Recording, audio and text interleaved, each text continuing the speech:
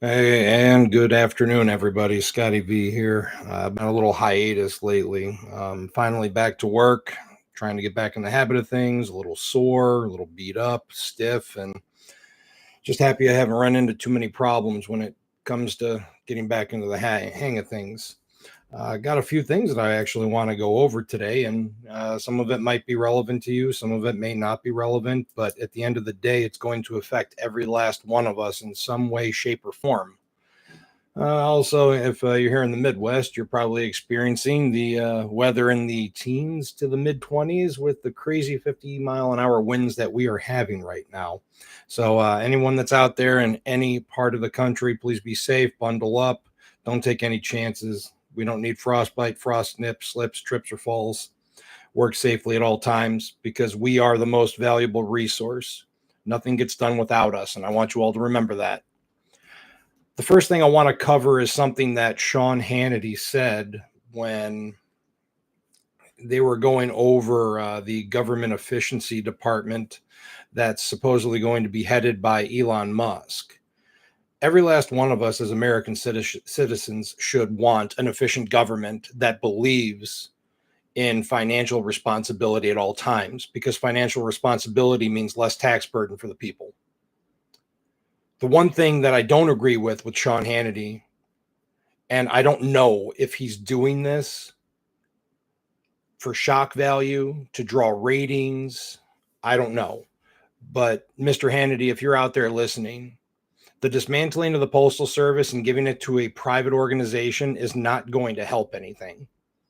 You're going to be taking away over 600,000 jobs from a public sector company that's actually by the people. The Postal Service gets a very minimal amount of funding, according to some of the information that I've seen in the congressional reports.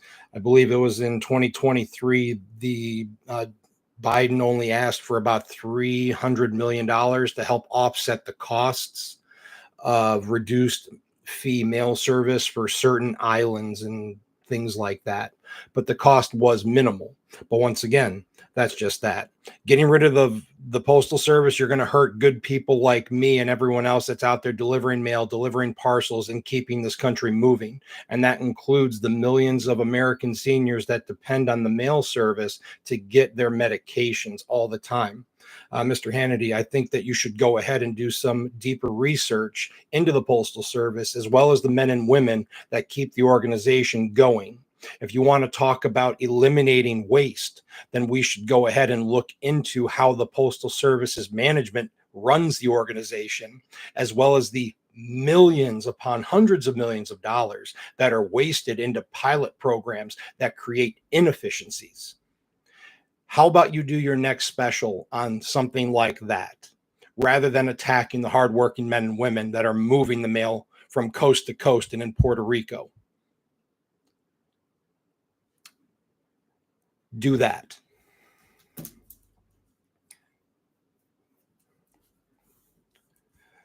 All right. So the next thing that I wanted to talk about was for the CCAs that are out there. And for those of you that do listen to me, I want to thank you very much for your attention. And I was doing a little bit more thinking when I went back to the office and I saw my CCAs, and it was good to see them.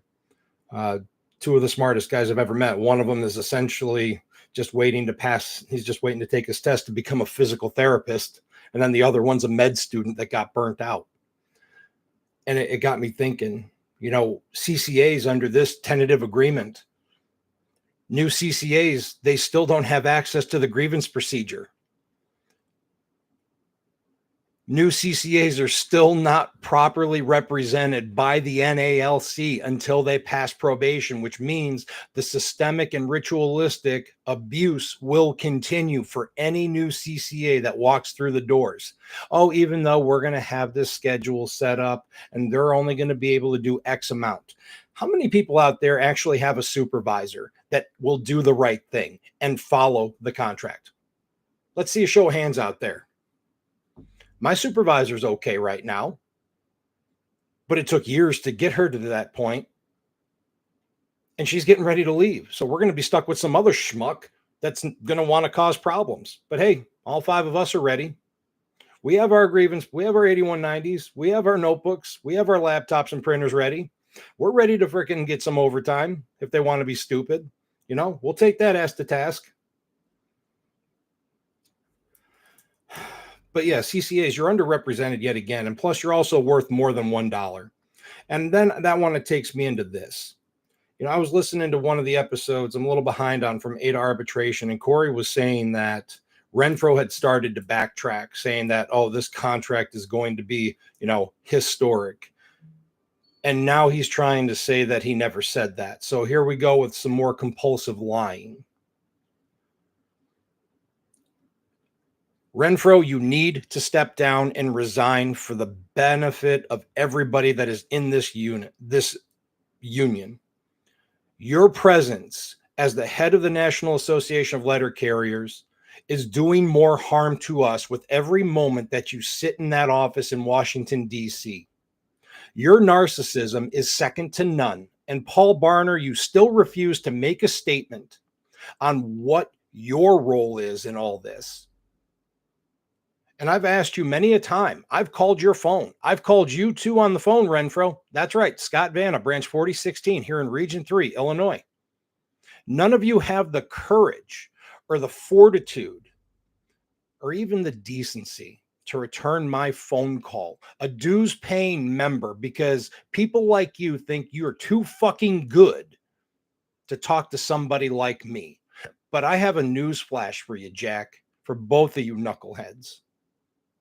Your position is not secured, because we will come out in force and you two will be voted out and you will go back to delivering mail. And that's if you don't go into management, because I can almost guarantee you that your support and your sympathizers are going to walk away from you here. CCAs, you're worth more than $1 an hour. You're worth more than the abuse that you go through. We're all worth more than all of that. And once again, any new CCAs or anybody that's looking at coming into the post office, anybody out there that's listening to me, anyone that's looking for work, if any of you tell people to look into the Postal Service, just make sure you let them know that they're not going to have any access to the grievance procedure within that first 90 working or 120 calendar days. And that's something that they need to take into consideration, because they all have lives and we know how management is. Management doesn't like to read anything. They can have a brand new schedule under this TA like it's already been set out, that they're only going to be able to work so many hours. But once again, there are very few supervisors, managers, and even postmasters out there that are going to read and follow that to a T, because they are puppets. They will always do what they want unless somebody above them is pulling a string, forcing them to do the right thing, or all of us that are part of the rank and file, union stewards, Formal A's, branch presidents, vice presidents, arbitration advocates, are taking that ass to task. That is the only way that we can get them to do anything, is that we have to force their hand and we have to force compliance. We have to force it. We need to vote no overall on this agreement, because the CCAs are not going to be taken care of, and they're going to be subject to that ritualistic abuse. And then all of us as regulars that are on the overtime list or not on the overtime list, we all know that we have things to do. Think about the times that all of us have been taken from our routes and we're getting ready to go home. It's like, hey, you have to go and help this CCA. They still have 3 hours left. Well, they've been out on the street 5.5 hours, 6 hours. What the hell is going on? They're a brand new CCA. That's the problem. Think about what it was like when you first came in. Some of you were TEs. Me, I was a CCA when I came in. I know what it's like. I've been through it. We've all been through it to varying levels, different degrees. Everyone has a different tolerance. Everybody has a different, we all have a different way of handling things. But the worst part about it is that you get stuck in your own head, because we do a lonely job, especially in the wintertime when our customers tend to hibernate. Renfroe, you need to stop lying to us. You need to start fessing up to the things you've done wrong. Paul Barner, you need to go ahead and step up and stop being someone that hides in the shadows with Renfroe and his sympathizers. And you both need to stop kissing ass. And you need to start representing every last one of us. And you need to start making things like certified mail in our DPS, that right there is a national level grievance. You need to start handling that, and you need to file that damn grievance because you're not representing us. You're causing us more problems. CCAs, you need to get out in droves. You need to mobilize, get each other together. We all need to stick together. We have to vote no on this piece of shit TA. The only way we're going to go ahead and create true reform in our union is by forcing this to arbitration. I'm not afraid of it. You guys shouldn't be afraid of it. It's better to take our chances. It's better to go out fighting on our feet than to die on our knees. Like, we don't need to live on our knees, like Corey was saying, begging for scraps. I certainly don't want to beg for scraps. If I'm begging for scraps, you know why I'm begging for scraps? It's because I failed and I haven't been able to get anything else. It's always in our best interest to take our chances, because even the arbitrators have said that they do not take into consideration the financial position of the Postal Service when it comes to our raises. And I talked about that in one of the previous videos from the APWU, where their arbitrator said that they will not take into consideration the financial position of the Postal Service, even though that's something that they constantly bring up. The Postal Service, they have no shame in trying to take away from us. How many of you have had adjustments on your pay where you're missing overtime? You'll have 3-4 hours overtime for the week, and you're going to see that, well, why do I got a straight 80 on here when I had overtime? And then you start seeing that they're stealing from you, and now you have to go ahead and talk to the steward, and then they have to go ahead and pull your clock rings and then start doing an investigation. That's happened to me plenty of times, happened to people in our office plenty of times. We had a supervisor by the last name of Nelson that actually got caught doing that years ago over in one of our offices within our installation. And she was removed by the inspection service. Of course, the inspectors didn't do a damn thing to her. She just wasn't allowed to supervise, and Mommy saved her because Mommy was a high-level official in our district. Must be nice to know people in high places that'll save your ass when you do something illegal, like the falsification of a government record. Yeah, and that's right, Nelson. I'm sure you're out there. I'm sure you're out there because I heard you're a postmaster. You're a piece of shit too. Trying to steal money from my people. It would be wonderful if the justice system held you pieces of shit in management accountable for the illegal activities that you do, the way you try to fuck every last one of us carriers, trying to make it look like we're the ones out there stealing from the Postal Service. We're not stealing when we're the ones out there pounding the ground friggin' in various weather conditions, anywhere from -50 if you were here in the Midwest during the polar vortex, all the way out to 130 degrees if you're out there in the deserts of Arizona and Nevada and so forth. Don't try to tell us that we're the ones stealing because we're trying to stay healthy and alive. You people are freaking demented for thinking things like that. And don't think that just because I decide to be quiet for a little while or take care of personal things in my life doesn't mean I'm not going to speak out. And it doesn't mean that I'm not thinking about these things. I'll say the things people are thinking because I'm not afraid of any of you. You're just people. You're a person just like I am. The difference is that I'm not a puppet, and I'm not controllable by anybody in Region 3. I'm not controllable by anybody in the Postal Service. I'll follow my instructions, and I'll follow them to a T, as long as they coincide with the handbooks, manuals, contractual provisions, collective bargaining agreement, and it doesn't put me or anyone in danger, and it is legal. If it goes outside of that, the answer is going to be no. And I will stand and die on that hill, because no amount of paper that you throw at any of us is going to compromise our integrity or our character.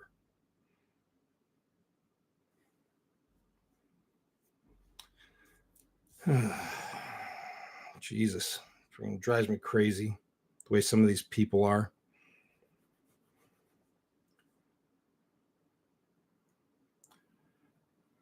I'm sorry, Mike. If I'm wasting your time, you don't have to stay, my brother. I wish you well and hope you have yourself a wonderful day. So, a couple of things that I want to catch up on. Apparently, Build to Fighting NALC has the southeastern branch of Build to Fighting NALC, and that's going to be New Mexico, Oklahoma, Texas, Arkansas, Louisiana, Mississippi, Alabama, Georgia, Florida, South Carolina, North Carolina, Tennessee, and Puerto Rico, which is wonderful. And now it looks like they have a state director, local liaison, field directors, and then office reps. They also had put it out in a post on November 24th that Build the Fighting NALC has officially began the structurization of the rank and file movement earlier today, that the National Coordinating Committee conducted a Zoom with Build the Fighting NALC supporters, educating them on the importance of expanding the movement and building branches and locals. Everyone, please welcome BFN Southeastern Branch to the movement. If you're a carrier in this region and you would like to help us in expanding the movement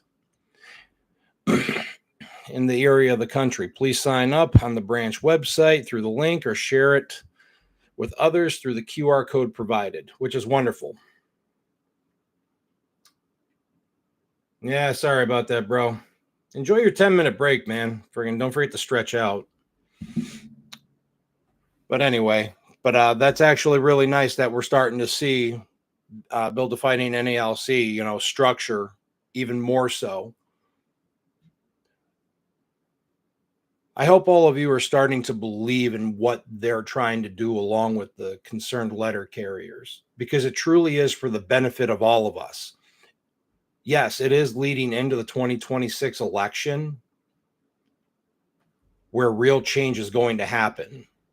And I do believe that it's going to happen. And once again, I'm going to call out my business agent, Mike Cariff. Mike, I know you're running for president, and I know you have a lot of support around you. Please join the concerned letter carriers again.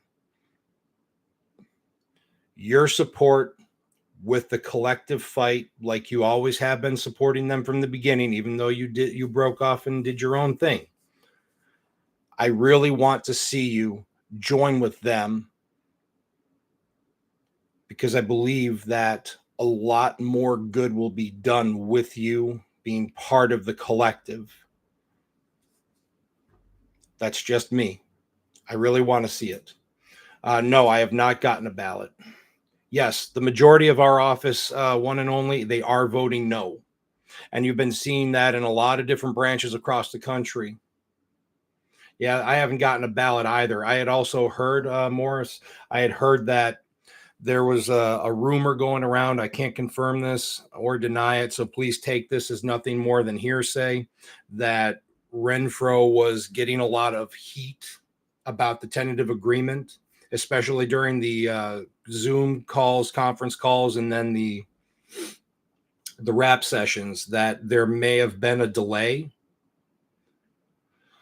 No, not that I know of. I didn't see it. I didn't see them post anything. It looks like New Mexico's as close as it goes, according to what this says right here. But you know what you could do? Yeah, let's see. John Morlando said, shout out to Sunny Branch 4973. I hope all of you are staying safe out there and having yourselves a wonderful day. Don't take any shit from management, and don't be afraid to stand up and fight for what's right, each other, and the contract. But yeah, the rumor is about Renfroe is that with all the heat that he was getting, there may have been a delay when it came to the mailing out of the ballots. But from what I've heard, we are supposed to be getting those ballots this month. Hopefully, there will be some kind of update coming up. As soon as I know something, I'll try and put it out, or Corey will put it out on From 8 Arbitration. Only, I don't know. It's really weird. I'm trying not to go by what a couple of people say about the tentative agreement. What I'm trying to do is go with what I'm seeing online, and I'm seeing more people through these, through Build the Fighting NALC and what the CLC is doing, things that Corey's saying, and trying to see all these other branches that are posting. What bothers me is the silent majority. Even though we have a certain amount of people that are speaking up, the silent majority is always going to be what bothers me, because people always look. People are always looking at the money. And that's something that a lot of us, especially when we're hurting, look at. We look at the money and we don't look at anything else. And that's how we shoot ourselves in the foot. Those impulsive decisions, the things that our parents had told us not to do. Don't be so impulsive. Take some time, think about it, look it over, and make an educated decision. That's exactly what we all need to do. We all need to look at everything, talk about it, and make an educated decision. Brother John Branch, 4973. There you go. There's your shout out, Sonny. Hey, to all of you that are out there that are doing the job, I want you to know you're all doing a hell of a job. Keep up the good work, especially with Amazon this year. I'm sure a lot of you are going and getting slammed right now with parcels. DPS volumes are starting to pick up. Anybody out there still have FSS? Because I know we finally got rid of it over a year and a half ago. Thank God. I hated it. Nothing like walking in on a Monday and seeing 10 trays of FSS for one route. Let's see if they put anything. Yeah, so right now we're in penalty exclusion from November 30th until December 27th of 2024. Well, there's nothing I can do if the TA passes. If the tentative agreement passes, that means every member that voted, let their voice be heard. And the only thing that we can do is vote out the current administration for stronger leadership that will not bend their will and what is in the best interest of our union for what management wants. Because that's exactly what this tentative agreement is. It benefits management at all times. If anybody out there thinks that this tentative agreement actually benefits us, I'd love to know. I'd love to know what any of you think. But I'm going to do what you do, Mud. I'm going to do what everyone else is going to do. We're going to get upset. We're going to piss and moan about it.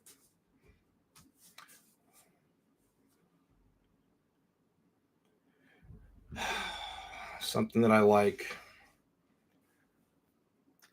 I really don't like anything that's in the tentative agreement. There isn't anything in the tentative agreement that actually catches my interest that I think could be good for any of us. The only thing that I like, and I would have to be a brand new regular, would be seeing the elimination of steps AA, A, and B. That's the only thing that I would like, but I think that's a pandering part of the tentative agreement.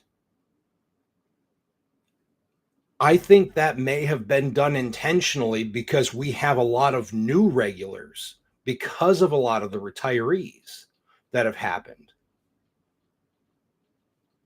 That's why I think those first three steps were eliminated. Because it can also be spun. Oh, well, we've eliminated 3 steps and you get that much closer to the top pay.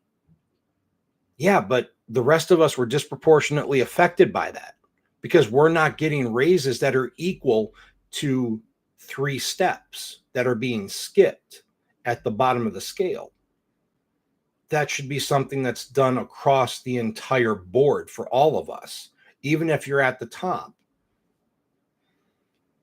I completely agree with you, Morris, 100%. Freaking like here in Chicago's just a little bit behind Los Angeles with the cost of living. It's absolutely insane. Like right now, like the average cost of a house freaking in the Chicagoland area, you're looking around $300,000, if not more.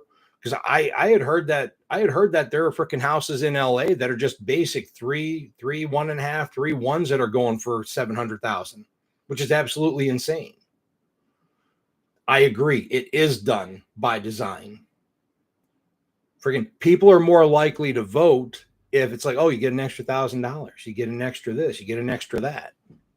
Yeah, it's peanuts.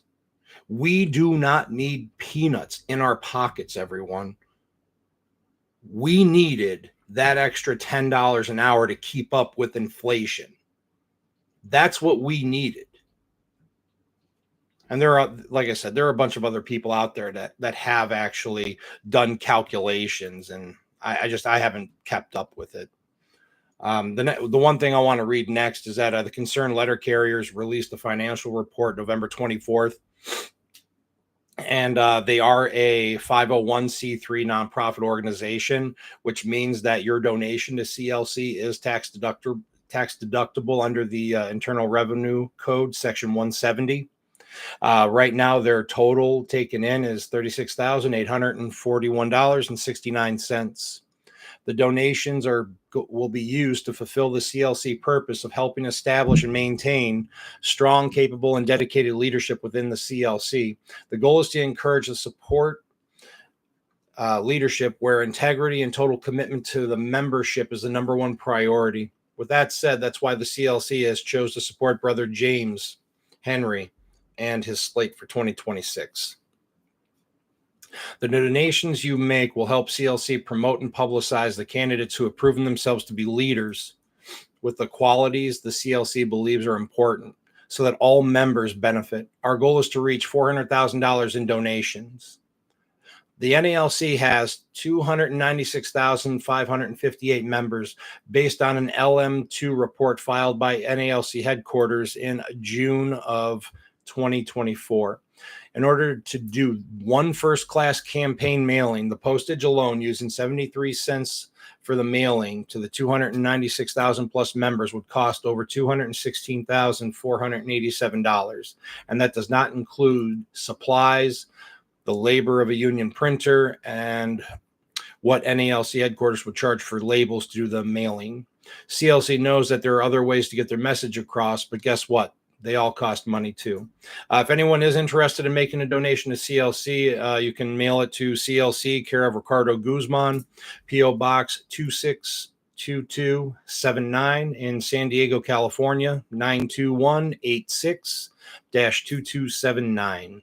You can also donate via Zelle, Cash App, PayPal, or the GoFundMe listed at CLC's concernedlettercarriers.com. Thank you to all who have made donations. Our success is in our solidarity. All right, let's see. We got more here. Yeah. It's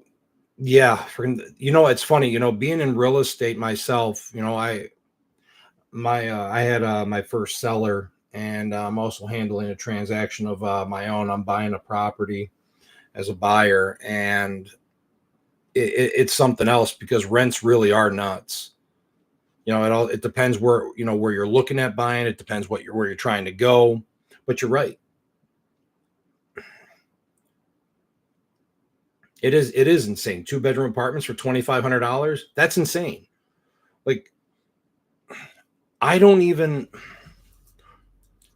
right now, being married for a little while longer, paying for the health insurance with the union, the high option for dental through Blue Cross, and then Blue Cross Vision. I'm sorry, not Blue Cross Dental. I got MetLife High. I'm taking home at step K just over $1,400 a paycheck. That puts me at 28. I wouldn't be able to survive where you're at in LA. Health insurance is going up it is going up a little bit more. I mean, even though we're still locked in at the 72% rate, I still think that Renfroe's pulling a freaking, our tentative agreement is comparable. It's comparable to that of UPS and FedEx and all these other people. Like, jackass, you know how much UPS pays for their health insurance? They pay virtually nothing. We should be paying less and less for healthcare because we are the ones that are doing more and more. We should be getting paid more for the sacrifices that we make every single day. Anyway, I'm just repeating myself at this point. Oh, man. But yeah, so health insurance premiums are going up. Vision didn't really go up very much. Dental didn't go up too much. Yeah, I know. I know, Matt. Yeah, it is cold. Friggin' probably about 6 o'clock last night out here where I'm at, and I live in Yorkville right now. Those 50-mile-an-hour winds were just blowing me all over the road in my truck. I mean, it was insane on the way home. Just all of you, I hope that all of you are doing well. And look, I don't know what your individual struggles are, but just make sure that you're taking care of yourselves. If you can remember that remember that local churches, they do have food pantries. There are some micro pantries that are also around the areas for those of you that are having problems finding food. Um, there are government assistance programs out there for SNAP benefits for people for those of you out there that have families or, that are, right at that poverty line. Just please don't be afraid to go out there and use the benefits. Our tax dollars pay for all these programs. It doesn't matter if it's a red state or a blue state. Our tax dollars still pay for these programs, whether it be public assistance, cash benefits, SNAP, supplemental nutrition and assistance programs, food stamps, whatever the hell you want to call it. Like, if you're struggling, please go and use that. Our tax dollars fund these programs so people like us can actually use them when we need them. Healthcare through the union, I was paying here. Hang on one second. I think the healthcare through the union went up a little bit. I think it went up like $16 a month. Let's see here. Looking at retirement Medicare allotments. All right, so right now for the union family, this is for NALC high option for family.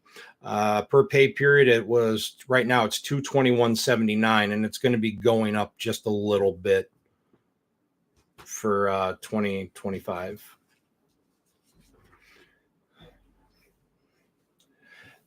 Yeah, Dave, I'm sorry, brother, for like the condo that I'm buying, because like personally, I'm going through a divorce right now, and it'll be final here January 10th. I went and I'm buying a condo pretty close in Joliet. The condo I found, paying 190 for it, and the guy updated it. It's really nice.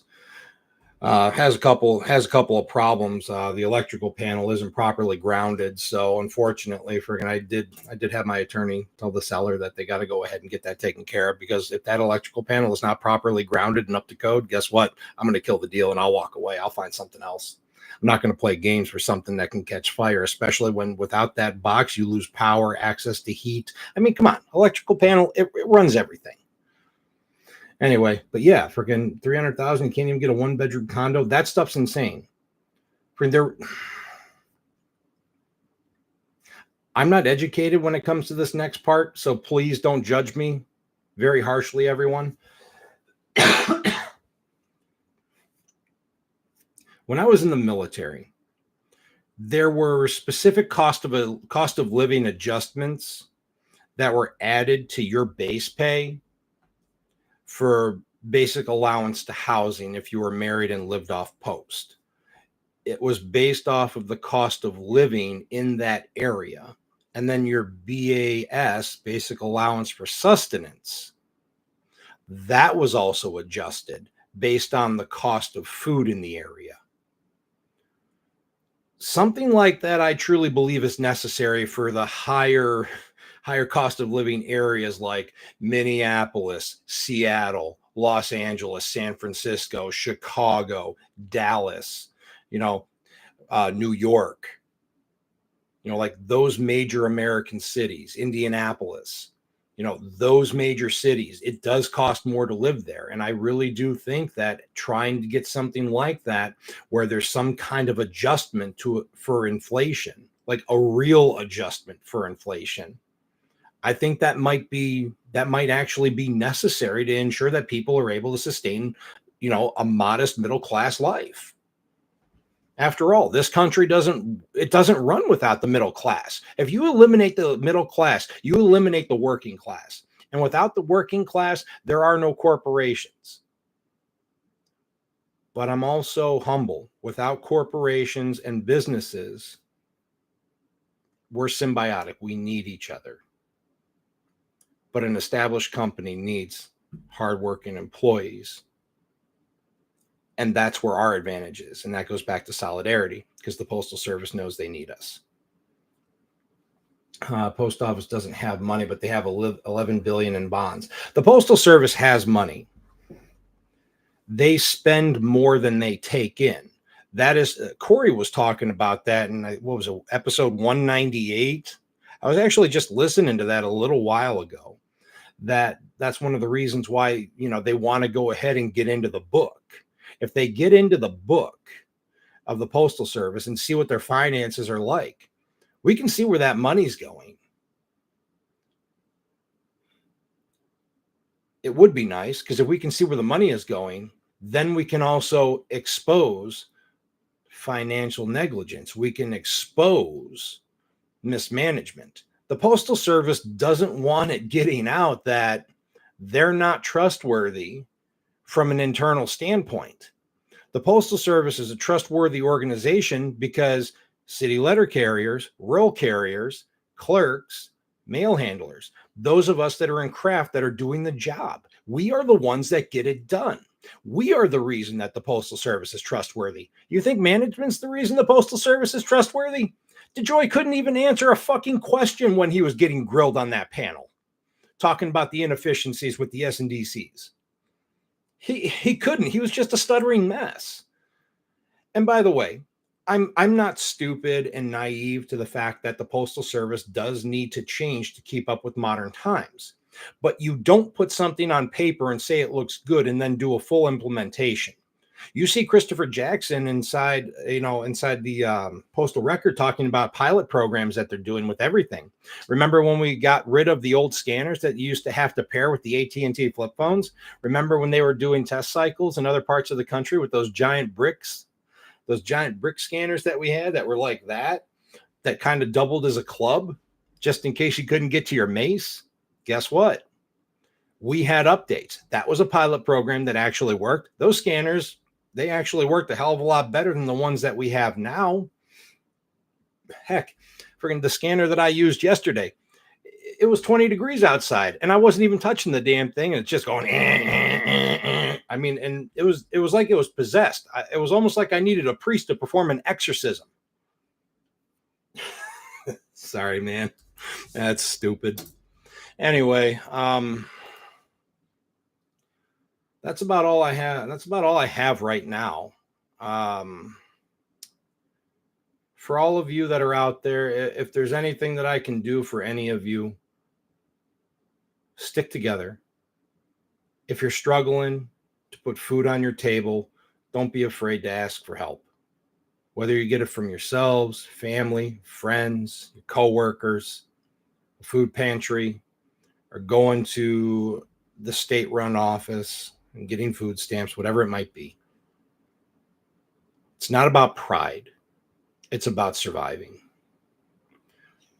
Oh God. Dennis Nolan was the neutral chair arbitrator that they picked. And he was chosen in 2023, I believe. I believe that poster should still be around, should be on the union boards unless stewards took it down and started cleaning them up. But Nolan was the arbitrator. That's the neutral chair. So we'll see what's going to happen, everyone. But on a personal note, I want you all to please be careful, look out for each other, spread the word. I know how you feel. I agree. Renfroe and Barner are freaking hostile towards us.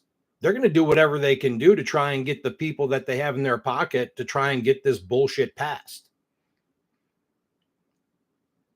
And yeah, freaking Renfroe is hostile because he doesn't want to fail. He thinks that he's hot. He thinks that you already know what I'm going to say, everyone. If Renfroe had our best interest at heart, he would have turned that TA down immediately and said, see it arbitration. But no, he's trying to pass off. He's trying to pass this off like it's some great accomplishment. Only a fool goes into a closed door meeting with somebody like Doug Tolino, who's been in the Postal Service for many years, that has done many years of collective bargaining with the union. And from what I understand, Renfroe also kicked Fred Rolando out of the negotiations when Brian went AWOL.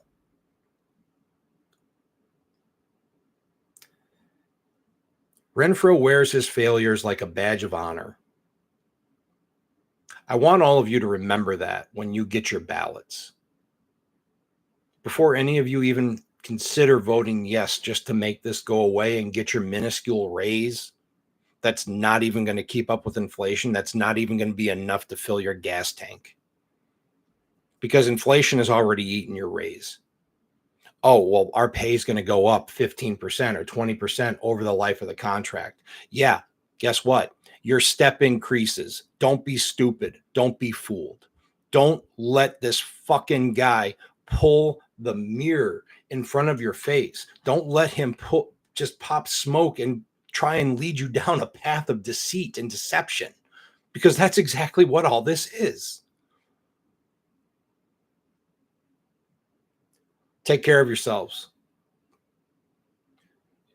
If there's anything any of you need, feel free to leave comments. If there's something you want me to look into, that's not a problem. I'll do everything that I can. Listen to From A to Arbitration. Check out Concerned Letter Carriers, Build a Fighting NALC, the southeastern portion of Build a Fighting NALC as well. As soon as I hear things, as soon as I know things that are going on, I'll be more than happy to report on them. Otherwise, I do know that there are officers and there are elections that have been happening. Congratulations to those that have emerged victorious in your local branches that'll be installed as the officers in the coming months, especially for a guy in my branch, John Poskin, and then Patrice O'Banner. Congratulations on your victory, Patrice, being the first female president of Branch 4016. You have a very bright future ahead of you. And John, our arbitration advocate and current recording secretary, is going to be our vice president. You also hear him on From A to Arbitration. I want to give you both a shout out. Congratulations. We're going to continue to watch both of you kick some ass here in Central Illinois. I'm very proud of both of you. Everyone, have yourselves a wonderful day. Take care of everyone. Rally the CCAs. Get them to get together. Make sure that they will vote no on this tentative agreement, and let them know that, remember what it was like when you were a CCA. New CCAs coming in aren't going to have access to the grievance procedure. They need it. Anyways, take care, everyone. Have yourselves a wonderful day. Be safe, stay warm, and don't allow yourselves to be pushed around by management.